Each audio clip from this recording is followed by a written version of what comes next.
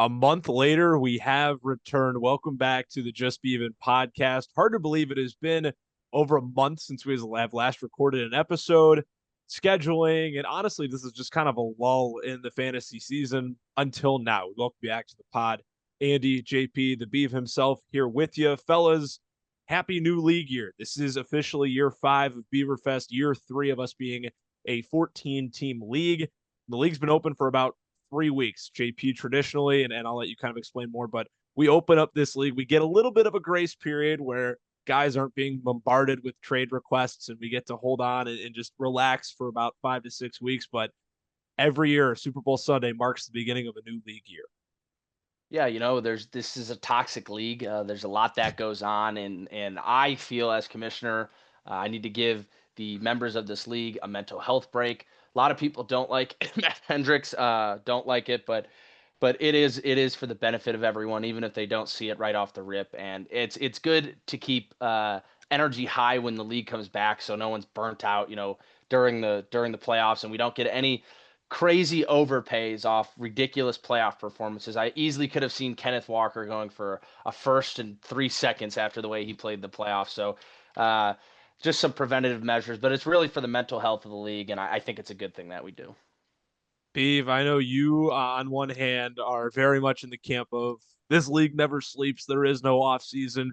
You've gotten to make some trades now that we're 3 weeks in. How are we feeling, my man? Yeah, I'm feeling great. I'm just happy the league's back and going. It's crazy to think that we're less than 100 days from our rookie draft, and couldn't be any more happier. So I'm ready to rock and roll. And without further ado, we have quite a few trades that we want to break down that have happened since the league year began 3 weeks ago. Congratulations to the Seattle Seahawks on winning Super Bowl 60. But immediately following that game, we had some deals moving, some deals to talk about. The first trade we're going to talk about, JP, I'll let you talk about this. It's not about the trade itself. Beav giving up Rashad Bateman to Wade for a fourth and a third. That doesn't matter. It's what happened before, the context that the listeners and the viewers need to understand what happened earlier on with this trade that caused some controversy among the league members. Yes, unfortunately, just like I explained, the league closes at the conclusion of our season all the way until the end of the Super Bowl. Unfortunately, two league members, Drew Grossenheider and Wade Worthington, didn't fully grasp what closed meant and made a trade.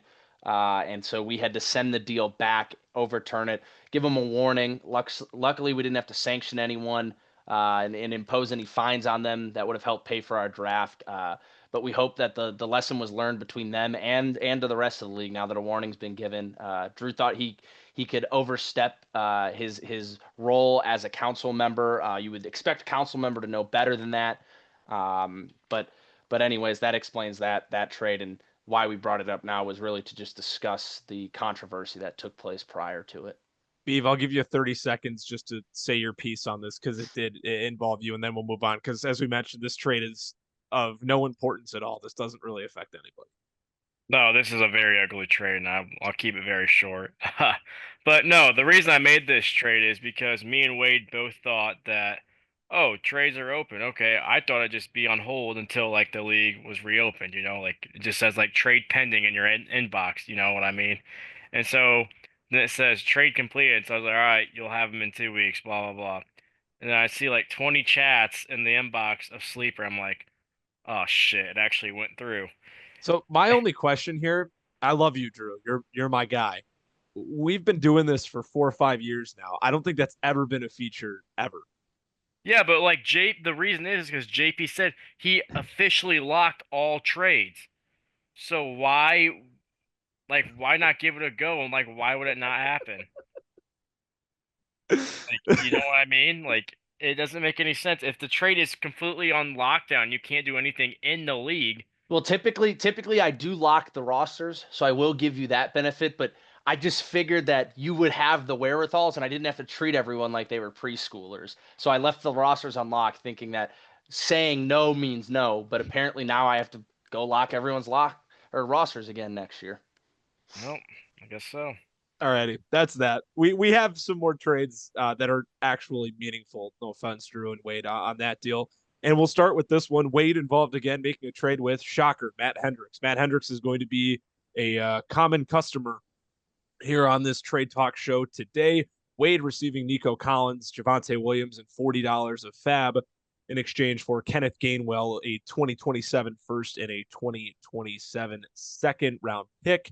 It's worth noting some of these guys are moved in later deals, but this sets up as to how and why they were moved later on. JP, I'll toss it to you once again just to start off because of all the big pieces that are involved. And once again, we're talking about Matt Hendricks, a guy who loves to trade more than anyone in this league, and Wade, who seems to be always up in the air and a frequent trader as well. Yeah, right off the rip, I was a little upset that Wade would give up his 2027 first and his 2027 second. But I kind of see the vision. I think Javonte is a player that does contribute to winning fantasy football. Whether the health is going to hold up next year or not, that's to be debated. But based off what we saw this year in that Cowboy system with Schottenheimer, he's certainly worth a second. And I think Nico Collins is worth a first, contrary to what some people in this league believe. He is clearly a dominant wide receiver one. He's a top 10 wide receiver in the league. You could say, oh, well, Nico Collins isn't worth the 104.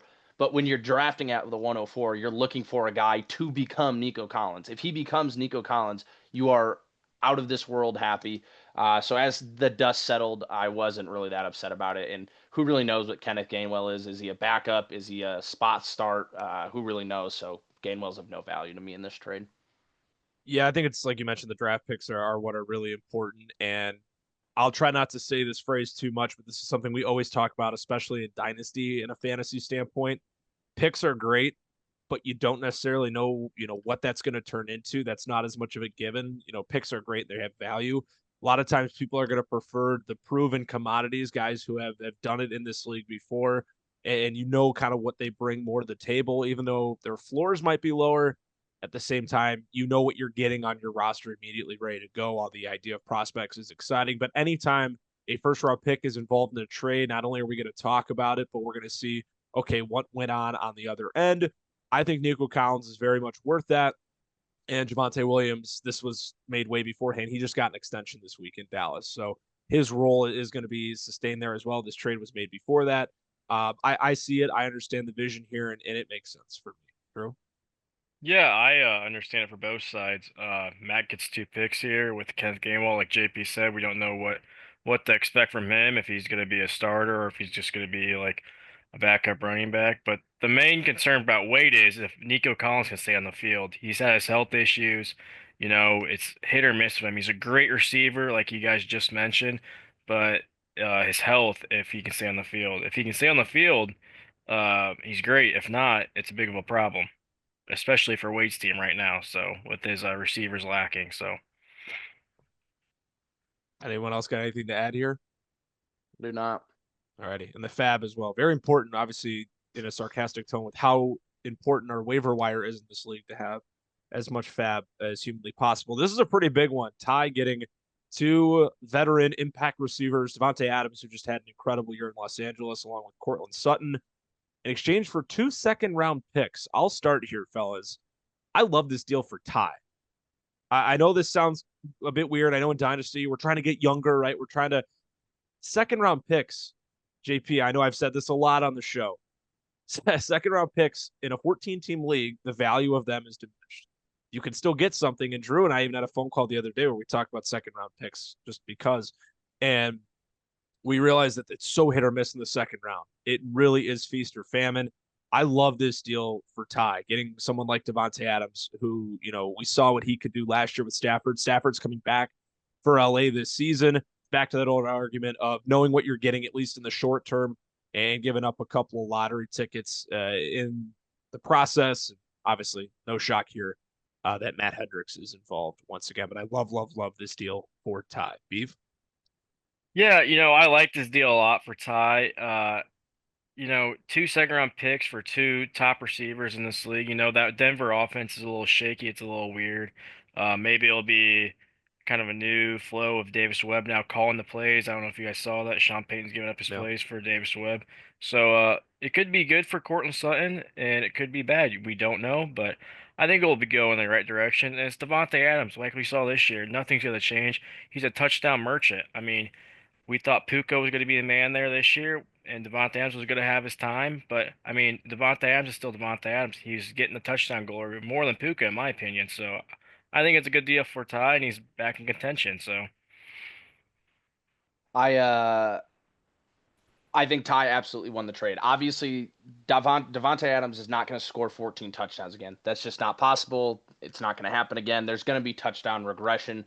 But at the same time, what is he? He's going to regress to 9, 10, 8, somewhere in there. I mean, he's still going to finish as a wide receiver, too, at the absolute worst. And then, Andy, I wanted to jump to your point. While second round picks are coveted and they're you get guys who fall out of the first like Emeka Egbuka this year. I mean that's a great spot to find someone in the second round. I did my own little put little statistic together, and the second round hit rate in this league, according to JP, is only 27.78%. Wow. So only 1 out of 4 players drafted in the second round over our 3 rookie drafts have hit. Uh, so really, I mean, statistically, the second round is horrible. I'm not saying that Matt's not gonna hit on any of the picks. I just would rather probably have Adams and Sutton on my roster than holding on to 2 second round picks. I thought that he could have got more for Adams. And the last thing I want to acknowledge is the reason I say that is the trade before that Devontae Adams was involved in. Matt Hendricks paid 2 first round picks and 2 second round picks to get Baker Mayfield and Devontae Adams plus Mark Andrews and Debo Samuel. We can pretty much cross Samuel and Andrews off as they won't field anything more than a third at this point in their careers. Which is crazy, but yeah, it So makes then, sense. so then you have Mayfield and Adams for we'll just say 2 firsts and a second, and then you're gonna only give Adams back for 2 seconds. I don't know. It's, rubbed me the wrong way when I saw that, Yeah. and I think Ty won this trade. Well done, Tyson. Well done. We can only say that on certain occasions for you. You make great trades, but at the same time, we've also been scratching our heads. We love you though. Drew, you and Wade, once again, you guys are frequent trade partners. You gave up you received the 202 rather, and you gave Wade his guy, Jalen Warren. Wade being a Steeler fan. I'll let you go first. Just kind of talk us through your process here and your thoughts on the deal nearly 3 weeks later. yeah, I had a lot of running back depth on my roster, and I thought this was a deal I couldn't pass up. I was like I've been telling you boys, it's the heavy receiver class, and looking at my team, I need receivers. So I think I can get a receiver at 202 with this pick, and I thought it was a no-brainer to do this. Jalen Warren's a great running back, don't get me wrong, but having Dowdle, Swift, Henderson now on my bench, I think it was a no-brainer doing this. I don't know what you boys think, but that's just what I thought. Yeah, I feel like the Pittsburgh running back group is kind of in a weird situation, right? It was Warren and Caleb Johnson had a really down rookie year. Kenneth Gainwell got involved too. It's just you could tell based on what Pittsburgh did in the running back room this past year. I mean, plus you got Mike McCarthy now. You got a new coaching staff involved on both sides of the ball. But obviously, we're talking offensive end here.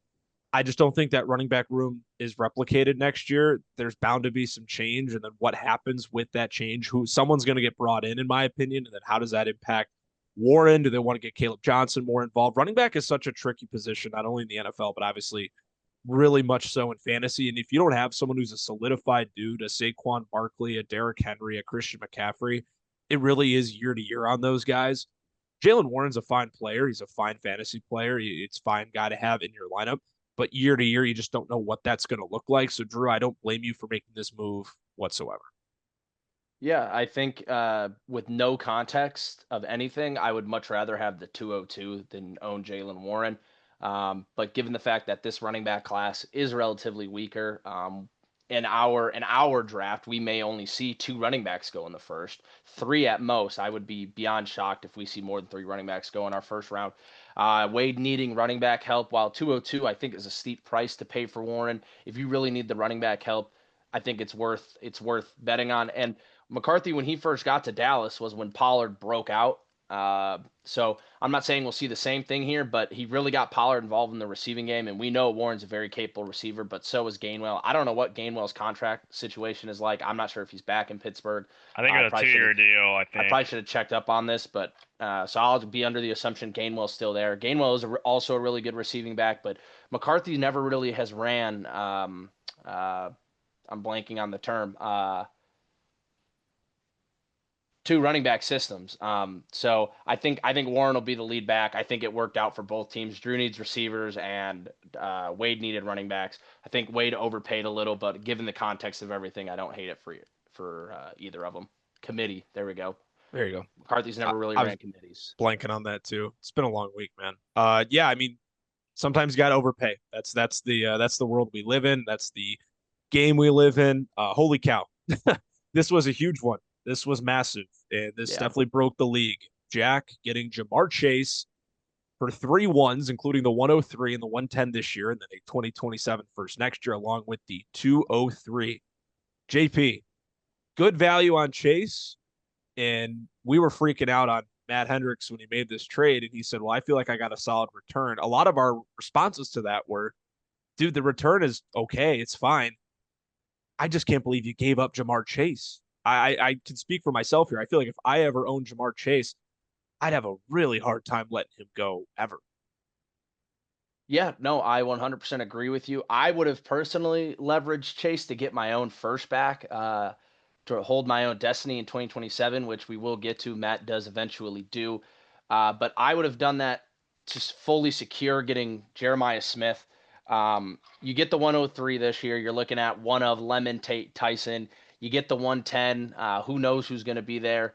And then the other first you get is Zippy's next year. That's going to be a late first. So you get a high first and 2 late first.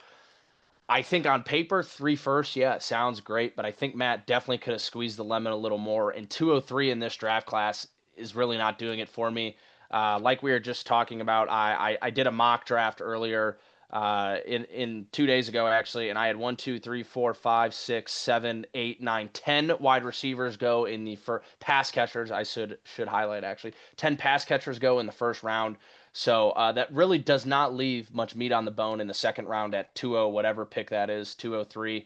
And so I think Matt, on paper, it was a good return with 3 firsts and a second. But given where the picks fell, I would much rather have Chase. And I actually have to applaud you, Jack, because you came out of the cave and made a trade, and it was a goddamn good one. Good job, Bauer. Beef, any thoughts before we keep this train moving? Yeah, I'm just shocked this really happened, like JP's touching. But what I was really shocked about is that Matt didn't try to leverage and get a player back with the picks to fill in the receiver gap with Chase. Now, as we look at his team now, we see that he's tanking and that doesn't matter. But I was just really shocked that he didn't try and leverage with a young piece, like a young running back or a young receiver in that aspect. The picks are fine, but like we talked about earlier, sometimes these picks don't pan out. And for a guy like Jamar Chase, if any of these picks don't pan out, this is an F trade. I mean, this is a terrible trade. So it just kind of shocked me that he wasn't willing to get a player back as well with these picks. It was kind of shocking, but I get both sides of it. Matt wants to rebuild, and Jack made a phenomenal trade. So Yeah, never going to complain about the guy who gets the game changer like Chase in this deal. We now see Bryce Young on the move. Shocking. Henny, again, I want to count how many of these trades actually involve Matt Hendricks. I'm going to probably say about 90% of them. Matt giving up Bryce Young, the 203, which he just received in previous trade, along with a 2027 first, and receiving a 2027 first and the 310. The one thing I don't like about this feature on Sleeper is it doesn't specify horrible. which picks are which. If but anyone from Sleeper ever stumbles upon this lost media, please update the website and not just the iOS app. Please. The website is awful. yes, And take away the trending page. Please take away the trending page. if Luke Hundley's watching this, he's going to scream, please do not take away the trending page. I'll jump in, give my thoughts here. I'm surprised Matt gave up Bryce Young. That's kind of been the running bit in this league, is that Bryce Young is Matt's guy, and it's something we talk about weekly about him and his affection for Bryce Young and having him on his team. But at base value, when looking at this trade, I really like it for Cam. You know, he's still, I mean, obviously giving up the first and the 310, but you're getting the 2. And I know JP just mentioned that the 203 in this draft probably isn't as highly coveted as the 203 in other drafts, but you're still getting a second round pick. You're getting a young quarterback who had a really good season this past year at both fantasy and IRL. And you're seeing and hoping he can make some strides forward heading into his 4th season. I can't believe Bryce Young's heading into his 4th season in the NFL. That's pretty crazy. And you get still a first round pick on top of it. good work for Cam. JP, is this the trade where Matt gets his own first back? Is this where he's now Yeah, controlling this his own is destiny? where he is now in Okay, control so of his own I get it. I destiny. get it from his side as well, wanting to get involved in the Jeremiah Smith sweepstakes, but still, for Cam, I credit him. He used his leverage. He was able to get a quarterback and still get a first round pick in that draft next year, which we're obviously well over a year out from the 2027 draft. But on paper, it's looking like it's going to be a pretty good one from our rookie draft standpoint. So I applaud both sides. I get it for Matt, but shout out to Cam Crook for using the leverage of having that first round pick to its capabilities. Yeah, I'm just gonna touch base real quick. I'm not a big Bryce fan at all, so I don't even know what to think about this trade. I'm kind of shocked that Matt even traded him, like you said, for how he was a big believer at all. As you see here, I'm kind of shocked too that I mean, yes, Matt's paying over for the 101, so I get it, but like I don't, I don't know. I'm just confused about this trade because because Cam really doesn't really like Bryce either, so I don't know why he's giving up 101 basically for next year for Bryce Young basically. I get he got If he holds on to Matt's pick, it's not 101 though. It's like 106. Yeah, because Matt's I going to get try and it. go for it then. I get it. So then you get whether you like Bryce or not, he was the 101. If he doesn't get extended in Carolina, he's going to get another chance at it. If Zippy doesn't win the championship next year, let's say Zippy misses the playoffs because there's definitely going to be 8+ teams vying for the playoffs. Let's say Zippy's the first team out, he gets the 107 and he gave up the what we can call Matt's pick at worst the 104 if Matt didn't trade back for his pick and still was trying to win, he would have been the 104, let's say. So then he gets a 3 pick difference plus 203 plus Bryce. Whether you like Bryce or not, I mean, he's a starter. He's a starting QB. Yeah, I get. Yeah, That's where I think we've lost the plot as a league. Is you may not like someone, but if they're a starter, if they get playing They have time, value. it's a lot more valuable than especially the quarterbacks. Like when Tua was starting and he was going for a third round pick, I was losing my head. I was banging it against the wall. Whether the guy's getting benched or not, if you have a guy who's capable of putting up 18 points on a week, I don't understand how you couldn't want that in your lineup, especially only having to give up the 310. no, I get it. I know. It's just I don't. I think Crook absolutely manhandled Matt in this trade. Absolutely manhandled him. I don't know. I don't know. You talk about Zippy missing the playoffs, it wouldn't be the first time. So No. yeah, that have to get that jab. Absolutely have to. JP, you get involved in the fun I here. do. You get the 201, and you send Jack, Tony Pollard, and the 306. Walk us through this. Yeah, I'm really pissed off at myself. In all reality, this was the first offer I sent Jack. He probably would have taken a lower third. In all honesty, I had about 4 more to offer, but I figured three. Okay, he's gonna. I have 304. I think it is. Let me see here. I have.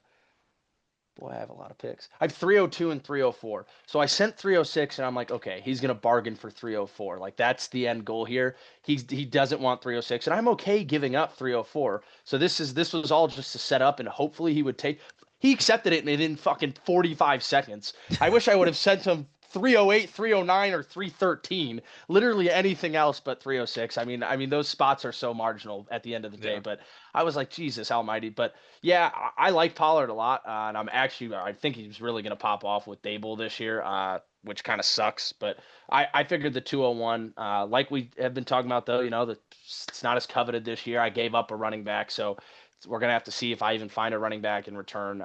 But being at the top of the second round, if guys start falling, it's a great spot to be, as we were talking about with Egbuka. And on top of it, I think it's a good spot to be at the live draft. You guys start to see people falling, they get antsy, they want to make trades, and Yeah. this is how I've really acquired so much capital is just trading back, the Ryan Poles method.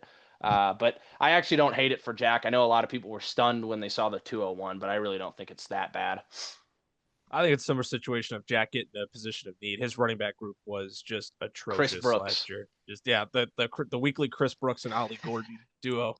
So he desperately needed this, and yeah, like you said, JP. I mean, it's never a bad thing to have the capital and see who falls, and you can make moves around that as well. I view it from both sides. Yeah, Chris Brooks, the weekly. I would only see Chris Brooks on special teams. I don't think he took more than 5 offensive snaps all year. I don't really have much to add though on this deal. Yeah, I don't really have anything to add either. I think it was a fine deal. Jack needed running back depth, and he got it. So, yeah. Alrighty. And that's like mentioned first trade that JP got involved in. Now it's the first trade here that I got involved in. I traded away Brees Hall to Cam Crook for a 2027 first, that being Cam Boyers and the 305. I'll just touch on this briefly. Brees Hall, 24, turning 25 years old. It's not on the talent, it's on the situation. He's stuck in New York right now, and a lot of reports coming out this week is that if the Jets cannot work out a long-term deal with him, they are going to place the franchise tag on him. And it's unfortunate because I wanted to keep him around the roster because of how solid of a player I think he is. But having lived the Brees Hall experience last year of you just never know what the Jets are going to do offensively. Most of the time it was nothing good. So he was really a product of a bad offense. And as someone who was bounced in the first round last year, I had a fine team, but definitely could have been better. Kind of want to shake things up a bit, get some different faces in here and guys that are on more reliable offenses. This has nothing to do with the talent of Brees Hall, strictly based on where he's at. I made this trade not 100% knowing if he was going to be, I guess we don't 100% know still, but like I said, reports are still indicating that he's going to be with the Jets next year, whether it's on the tag or on an extension, and that's the risk you run. I don't really want any part of him in New York much longer. I hope for his sake he gets out and he's able to thrive in an actual offense. But I feel like I got some solid value for him while I could. I know Boyer's first next year probably won't be awesome, but hey, a first round pick is a first round pick, and I could use that to maybe try and grab a different running back in the process ahead of this season. Yeah, I gave Crook a lot of grief for this. I'm just lower on Brees staying with the Jets. I don't trust anything Aaron Glenn has to do with anything. Then they go out and hire Frank fucking Reich. Just completely uninspiring. And even if he hits the open market and everyone's like, "Oh, the Chiefs, the Chief, let's go Chief," I don't think so. Bieniemy gets the best out of bad running backs. I really don't think they're going to address running back except maybe in the later rounds of the draft. I don't think they're going to go make a splash play. Brees strikes me as a guy who's all about money anyways and not wanting to win. Andy, I really like what you recouped in this, even though it is Boyer's first. Brees is one of those guys where some people don't view him as a first round pick, some do, and so I really like the value you got on it. Yeah, Yak, I think this is a home run trade for you, man. I just saw today that the Jets plan on franchise tagging Brees Hall, so there you guys go. And if he stays with his Jets offense again, Do you hear that from the lunch teacher? yeah, I did. I did. I did. Our cook actually told me that. Actually, John Pork told me that. But yeah, I like this for you a lot. You can't really deny a first round pick for a guy that's been having a rough couple of years. So Yeah. And we had a little break from Matt Hendricks, but not too long of a break. He is back in action. And JP mentioned him acquiring Devontae Adams and Baker Mayfield earlier on at the trade deadline this past season. He now has given up both of those guys here. He sends Baker and Jacobs over to Ty in exchange for the 104 in this year's draft, a second and a third. Your thoughts, JP? Once again, I mean, I know the 104 is a big deal in this draft, but after Ty acquired Devontae and Cortland Sutton, obviously trying to make more of a win now approach, get some experienced guys, knowing what you see. I don't mind this deal for him at all. Yeah. At this point in time, Matt owned the 103 and the 104, so I started to see some of the vision. Again, now he gets two of Tate, Lemon, or Tyson, depending on how he views all that. Um, I don't know what to think about Baker. However you want to chop this up, I don't think Baker and Jacobs combined is worth the 104. Then you add in a second. I don't know whose second it was. Drew's, I think, off the top of my head. And then I Yeah, don't know the third. But they're I older don't know. guys. They're older Yeah, guys. I don't know what to make of this. But at face value, I think Matt won the trade. I'm kind of out on Baker Mayfield as it is. Josh Jacobs is Josh Jacobs, but the 104 seems steep for me. Beef. yeah, I don't. It's so weird what to think about what Ty's doing because we see this every year. We talk about this. He can't just stay put. Like he tries to rebuild for a couple of weeks, and then he's like, "Oh no, I can't do this. I have to go and try to win." And so then you see him just trying to monsoon with the picks he has and tries to create a roster. And we see this. We've seen this the last 2 years. And then at the trade deadline of whatever he is, say he's 4-5, 5-4. he tends to blow it up again and gets all these picks and recoups, and then the cycle restarts. So I like what he's doing this year with Devontae Adams and Cortland Sutton getting all those pieces. So I really hope it works out for him this year. But in the last 2 years, it just hasn't worked out. So, because I think you said, right, JP, if he would have kept all his pieces from last year, he would have made the playoffs, correct? Yeah. Yeah. So just weird for how the things add up and what he's doing. But I like this trade a lot for Ty. All righty, a little differing opinions on that deal. We'll have time for a couple more. We'll hit a quick intermission and then wrap out the show. And this is the second of the two trades that I made that are going to be featured on the show today. I gave up Trevor Lawrence. I got the 104 now, along with a third in next year's draft in the 310 this year. Want to explain my mindset here. I got Trevor Lawrence during the season, along with Alvin Kamara for my first this year, which I think is the 107, 108. It's in that range. It's Uh, 108. in 2 seconds as well. For those guys, it's when Joe Burrow went down. I needed another quarterback. I couldn't possibly make it through the season with just Justin Herbert. And at the time, Jake Browning, who eventually played so horribly, played himself out of the spot there, and they had to trade for Joe Flacco in Cincinnati. I needed a guy. Lawrence filled in. He put up 44 points for me in the playoffs. He did great. But I looked at my roster and I said, listen, I got these three quarterbacks. Which one am I the most okay with parting with? Trevor Lawrence. His value is super high. Who knows what's able to be replicated year two of the Liam Cohen offense. I still think Lawrence is going to be a great player. I think he'll be fine. But the way I viewed it, I don't know if he's going to play for me every week. And I then have to make decisions between Burrow, Herbert, and him, which is a good problem to have. But would I rather have that and have one of those three not play every week, or have the opportunity to land the 104 and get a real exciting rookie to potentially impact my lineup, get a bit younger moving forward? I know some people are saying, oh, Matt got, Trevor Lawrence back for less than what he paid for. The way I view it, I get a 1 and 2 threes for Trevor. I gave him up for a 1 and a 2. And then at the time, Kamara was worth a second in his own right. So it's pretty even. I also move up from the 108 to the 104 in the process. I move up 4 spots to get a more promising rookie. So I'm cool with it. It's a move I felt like I needed to make once again, just trying to shuffle things up. So yeah, that's kind of where I sit on the trade that I made. Yeah, when it first happened, I was one of those, oh my God, you gave up that for Lawrence and then you're only giving him back for this. But I think all the context that you provided really helps everything, especially the fact that you have two quarterbacks in Herbert and Burrow, and now you get to select one of Lemon, Tyson, or Tate. I think both teams actually won this trade. Matt really needs a quarterback, and I believe it was in our, not the Beaverfest group chat, but another group chat, I said that I would rather have Trevor Lawrence than the 102 in this draft. And I do mean that. I would rather have Trevor Lawrence than the 102. But when you already have Herbert and Chase, you might as well move I keep saying Chase. Herbert and Burrow, you might as well move yourself into a position where you're going to get one of the premium talents in the draft. I still think you could have got a little more value out of him, but I think the trade really, really works for both teams. Yeah, the one thing that just concerns me, Yak, is that yes, you have Burrow and Herbert coming back, and I love this trade for you. Don't get me wrong. Like JP said, now you get to select Lemon, Tate, or Tyson, whatever one you like best, and whatever has the best fit.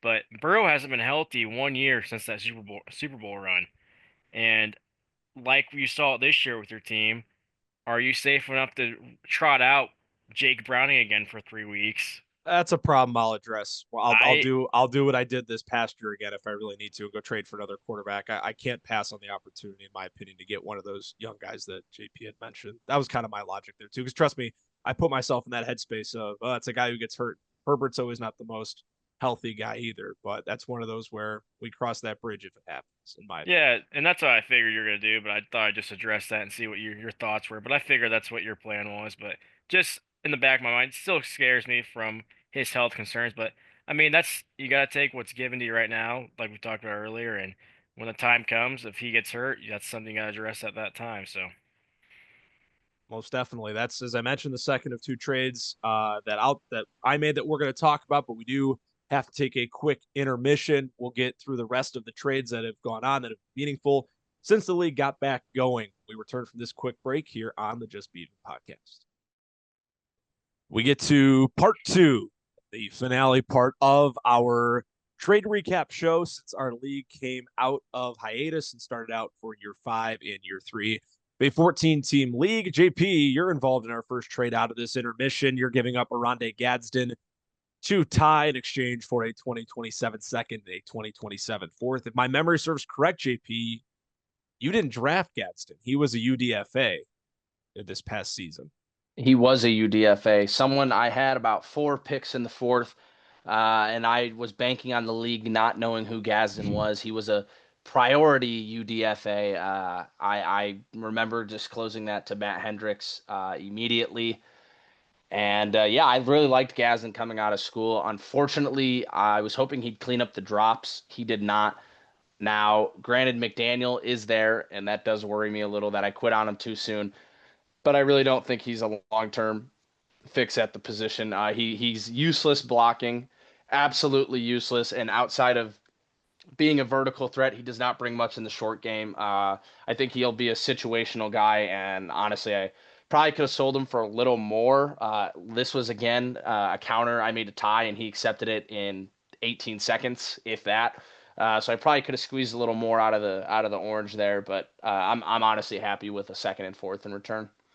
Yeah, the way I look at it, UDFA had some good games for you. You used them where you needed to use them this past year, and you you get a way better ROI than what you gave up. Getting a second round pick for a guy you didn't even have to choose in the previous draft, and as you mentioned, with him being where he's at in LA, and they didn't invest a high pick on him in the draft this past season. If things don't work out well, or if he starts to falter a bit, he's very he's bait that's very easily cuttable on their end as well, and that leaves you stuck with a guy that you couldn't have sold high on. It's a classic example of sell high on a guy you didn't put much into, and I see it from your side. Obviously, Ty is just trying to get guys that he can play, and tight end's a tough position to get down in this league, especially with the premium. So I get it for him, but I really like it for you getting a second for a guy that you didn't really invest much into. Beef? Yeah, I don't really have much on this. Like JP said, I really don't see Gas in here long term. Like I've been seeing a lot of mocks. I've seen Sadiq might be going to the Chargers, so if that happens, Gazdin's really not gonna really have a spot because obviously if Sadiq goes there, I think he's way better than Gazdin. So it's gonna open a lot. They could use a two tight end set, I guess, over there, but I don't know. I don't does McDaniel use a two tight end set? I don't really remember, does he? No. So I don't really see that happening, but we'll see what happens. I think this is a great trade for JP getting 2 picks, and yeah. All right, and Beef, you made a deal. I mean, the actual return on this isn't a big deal. We're making a big deal out of this trade because Cam Crook traded Wan'Dale Robinson, a guy who he has come on this podcast, Cam. He made a website for Wan'Dale Robinson. And the fact that he actually traded him, similar to like, wow, he traded Jamar Chase when talking about Hendricks to a different extent. Jamar Chase is Jamar Chase. He's just Wan'Dale Robinson. Solid player. But the fact that Crook, it's kind of been like the running bit, similar to Matt trading Bryce Young, right? That he actually traded Wan'Dale. Drew, walk us through your thought process here in this trade. Yeah, and so I know some of my colleagues, or whatever you want to call them, really didn't like this trade. I'm gonna I'd be say we're colleagues. I think we're yeah, more than colleagues. We're all friends. I'd hope. yeah. So I mean, I look at it this way, okay? And yes, I really do love this receiver class, but I look at it this way: at 204, I think Wan'Dale Robinson is better than anybody at 204, and he's definitely a hell of a lot better than anyone at 307. Uh, so, and he's a free agent. And no, I don't think he's going back to the Giants. But here is my concern that I didn't really think about is if he goes to the Raiders, I'm in double jeopardy because I have Genty on my team. So then I'm really going to be grinding my teeth of what the heck I'm going to be doing because I'm not going to like that at all. My second worry is if he goes to the Chiefs, I'm afraid that he's going to be used like a juju and just get about 3 receptions a game and hopefully and pray that he gets in the end zone every other week, See, in which my opinion, isn't the going to happen. Chiefs already have their version of Wan'Dale Robinson and Xavier Worthy.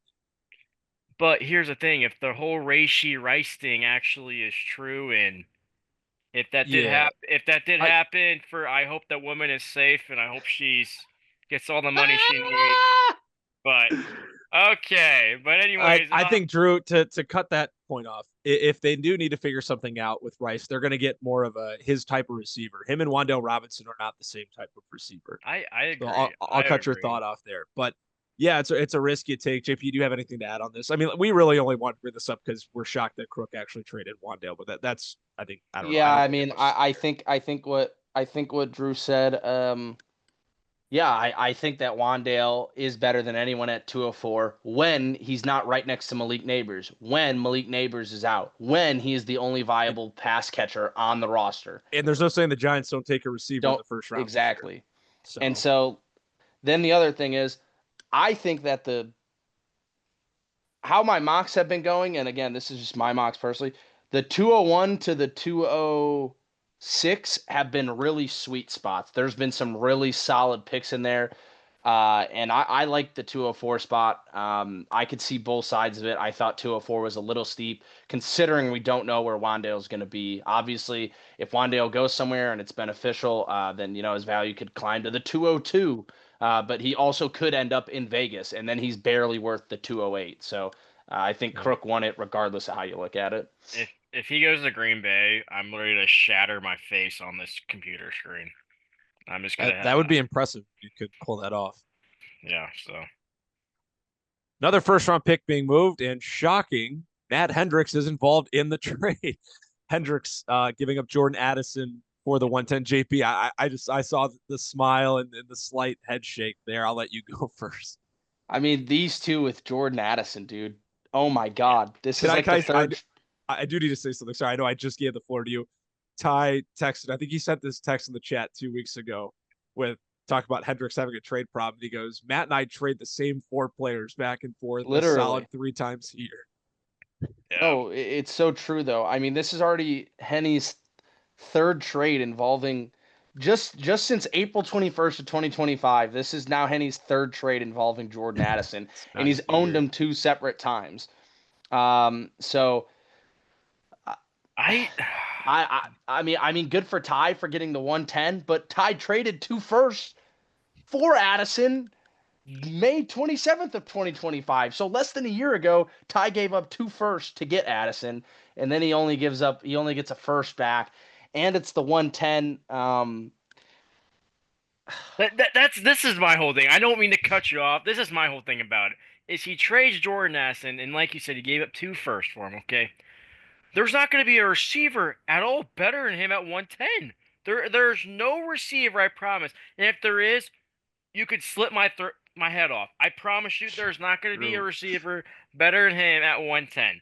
And yes, I'm saying some viral stuff right Good now. job censoring yourself. Okay, Probably whatever. too late, but good It job. doesn't matter. Whatever. Okay, 110 for Jordan Addison. Just I for this draft class that I don't know. It just doesn't make a whole lot of sense. Yes, I know you hate JJ McCarthy. I get that a lot.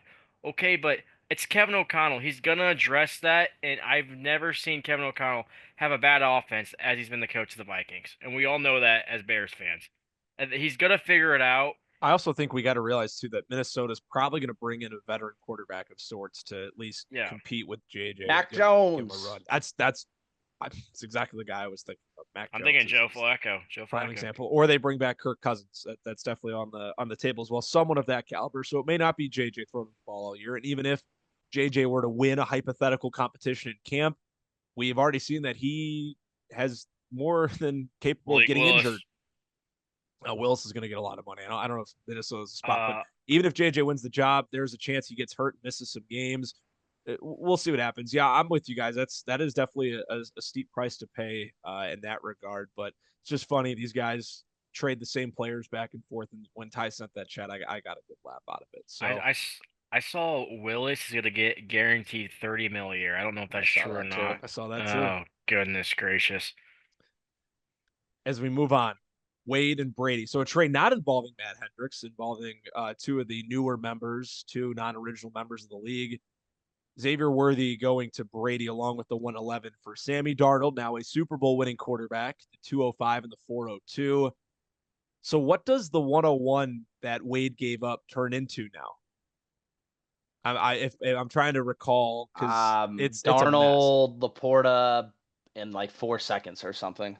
Yeah, man. I mean, obviously, like we've talked about on the panel already, quarterback's an important position to get down. And it's not that I don't necessarily hate this trade for Wade. I think, and JP, correct me if I'm wrong.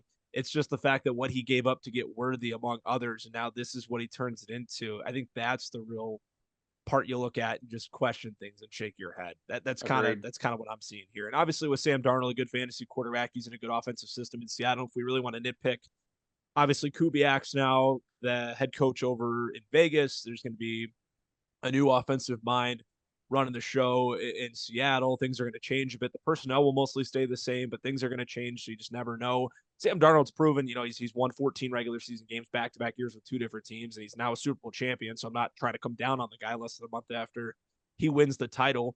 But I still think he's a guy you just never necessarily know what you're going to get year to year. You're hoping to get this consistency, but that's never guaranteed if I'm trying to nitpick. And then I don't know. We've mentioned plenty of times about Xavier Worthy that we feel as if his fantasy value is limited in terms of what he could do because he's more of a gadget guy for the Chiefs, and then the rest is just pick swaps. It's an interesting deal to say the least overall.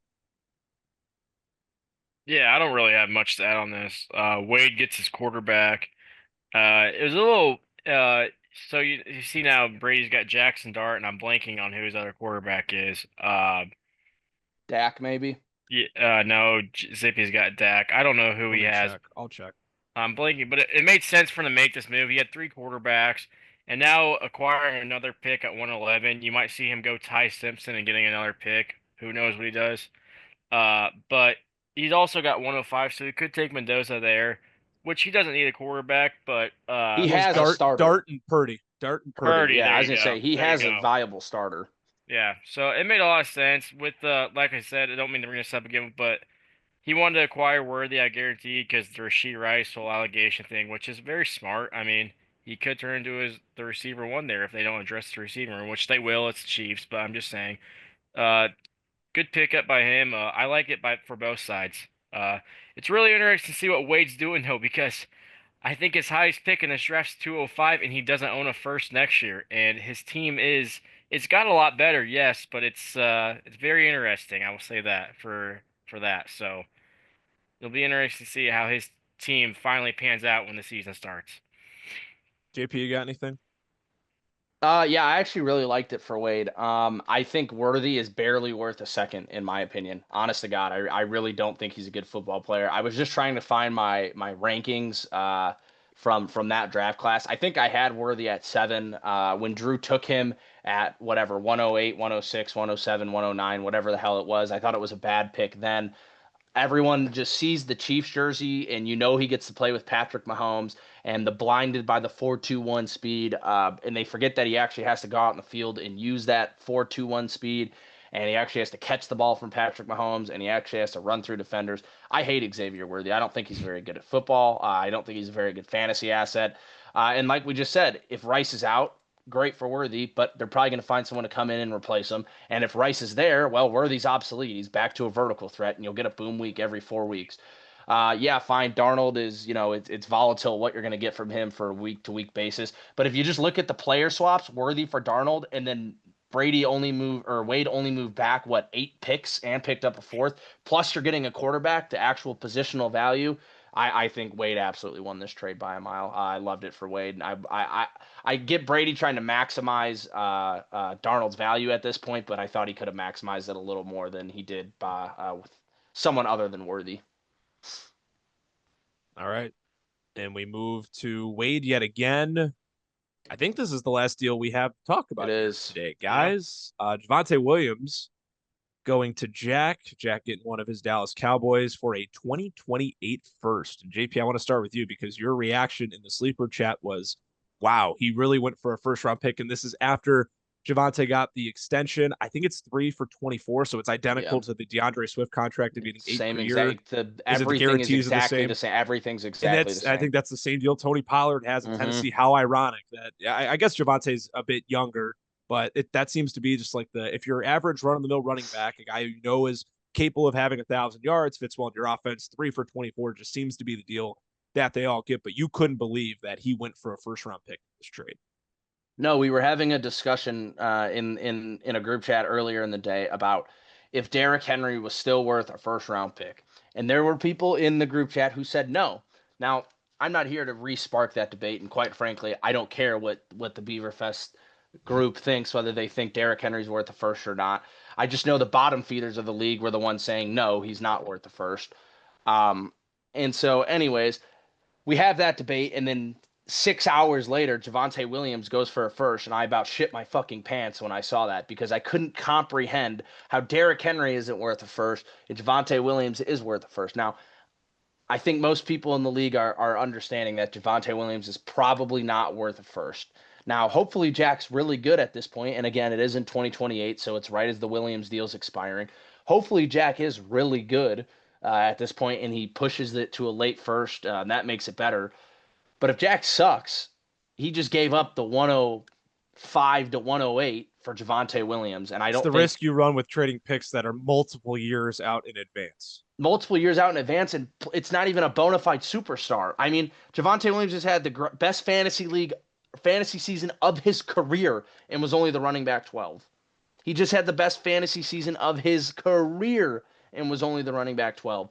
So that certainly worries me. I'm happy he got an extension, and like I said, I think he's a good fantasy asset to have. But paying a first for him, I thought was a little steep. I thought there were much better running backs, especially when we saw that Brees Hall went for a 1 and a 3. I would much rather have Brees Hall.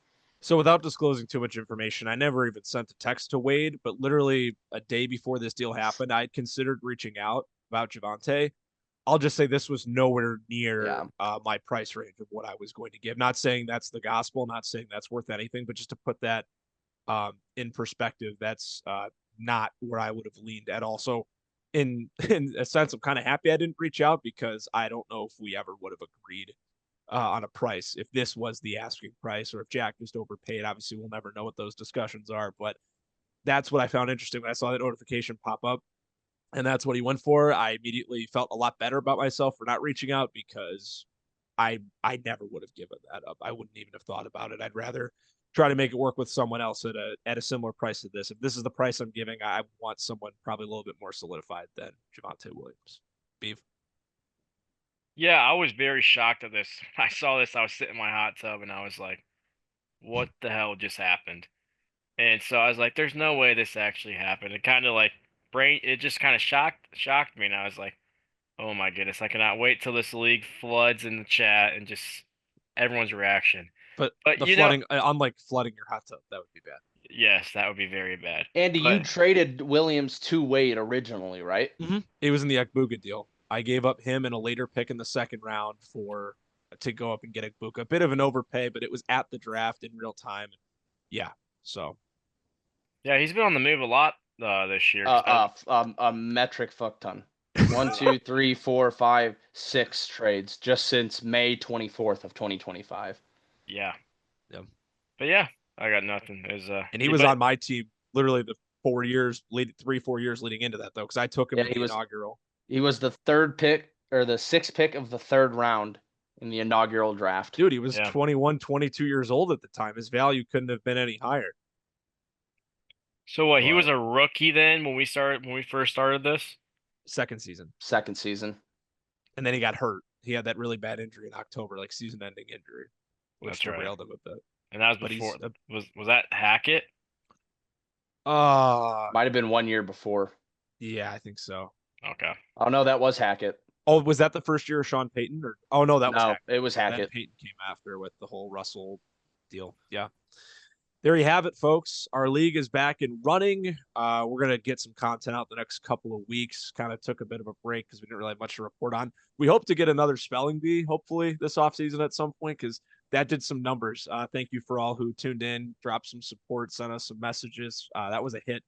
And that happened to air when it was like really cold here in the Chicagoland area and everyone was snowed in. I know we had people sending in. It was like a date night activity. We had people watching with their significant others up on their TVs. So that was pretty cool. Our next episode intends to be JP and I doing our first round mock draft pre-free agency. Free agency is going to start less than 2 weeks from now, which is wild that the NFL is going to get open back up, but that's good. We miss football, so any bit of it we can get is fantastic. And then the next episode after that, we're bringing back March Madness. We did our Beaver bracket last year. The three of us were going to do it again. And got some exciting stuff coming up the pipe, fellas.